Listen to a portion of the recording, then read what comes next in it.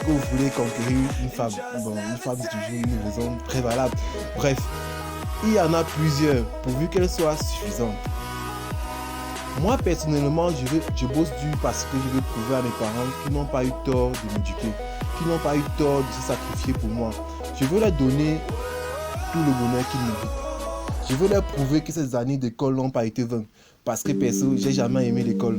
Dès la maternelle, je pleurais déjà lorsqu'on m'accompagnait. Cependant, lorsqu'on grandit, on apprend beaucoup de choses. Bref, c'était juste une parenthèse. En fait, il faudra vous souvenir de cela à chaque fois. Il faudra à tout moment vous demander pourquoi vous faites cela. Et ces raisons vous aideront à chaque fois à avoir un peu de motivation pour travailler ou étudier. Donc, cherchez des raisons valables et suffisantes pour étudier et garder les frais dans votre vie. Et maintenant, just start it. Beaucoup sont là, ils ne veulent pas commencer parce qu'ils ont peur d'échouer. Comment voulez-vous réussir sans essayer? Comment voulez-vous avoir du succès sans même bouger le petit pouce? Arrêtez de vous poser les questions qui n'ont pas de sens et just start it. Lancez-vous, commencez juste.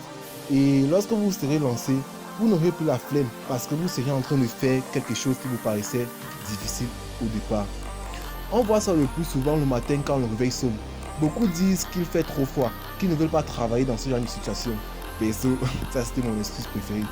Levez-vous juste et vous verrez 2 minutes plus tard que ce n'est pas si terrible, qu'il ne fait pas aussi froid qu'il paraît. Ça aussi je le remarquais lorsque je me réveillais. Donc arrêtez de renvoyer les choses à demain. Arrêtez de repousser les choses. On dit souvent qu'il ne faut pas remettre à 2 mains ce qu'on peut faire à 1 main. Arrêtez de chercher des raisons pour ne pas travailler et commencez juste. Just start it. Et vous verrez alors que ça n'avait rien de compliqué, que ce n'était juste que votre imagination. Donc, pour éviter les regrets lorsque vous vous trouvez dans ce genre de situation, commencez tout simplement à travailler. Et ainsi, ça vous motivera la prochaine fois à refaire. Arrêtez de réveiller les voisins avec votre réveil. Monsieur, ce réveil, tu l'as acheté pour toi et pas pour les autres. Donc, just start it et tu ne seras pas déçu.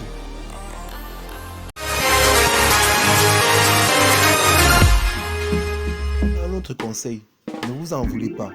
Don't worry. Ne vous morfondez pas sur vos échecs. Ça ne vous avantagera à rien. Au contraire, ça vous détruira et réduira le degré de votre motivation. Vos échecs doivent plutôt vous servir de leçon. Au lieu de vous en vouloir, soyez plutôt fiers de ce que vous avez déjà accompli. Même si ce n'est pas grand chose, même si ce n'est pas vraiment signifiant, don't worry. Dites-vous que c'est déjà un pas et que ça ira. Pensez également à vous récompenser, même si c'est marrant et bizarre, mais c'est important. Donc offrez-vous des récompenses. Félicitez-vous après chaque étape de franchie. C'est-à-dire que vous pouvez, après tel chapitre, obtenir telle chose.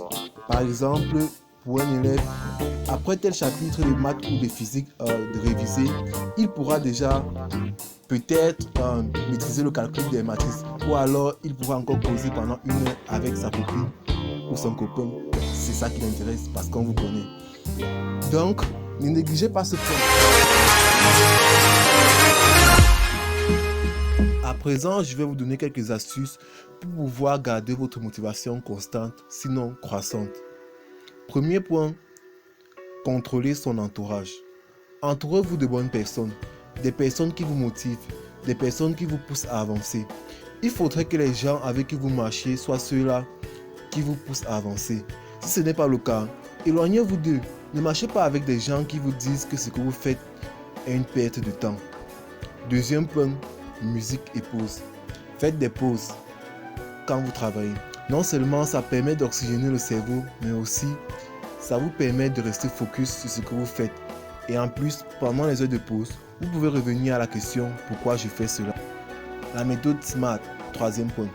Vous savez déjà de quoi il s'agit puisque nous en avons parlé durant notre vidéo précédente qui était intitulée Comment étudier et surtout pendant ces périodes de confinement. Sachez-le donc, c'est aussi un très bon atout pour garder la motivation. Suivez les astuces et vous serez constamment motivé.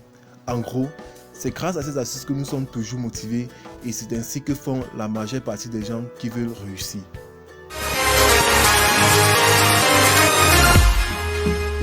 Nous vous remercions d'avoir regardé cette vidéo tout en espérant qu'elle répondra à vos attentes. N'hésitez pas à liker si elle vous a plu Et dans le cas contraire, donnez-nous vos suggestions et vos critiques dans les commentaires. Avant de nous séparer, nous allons bien sûr vous laisser une petite énigme sur laquelle vous cogiterez. Et vous connaissez déjà la suite. Réponse dans les commentaires et rendez-vous la semaine prochaine pour la solution de l'énigme. Voici l'énigme.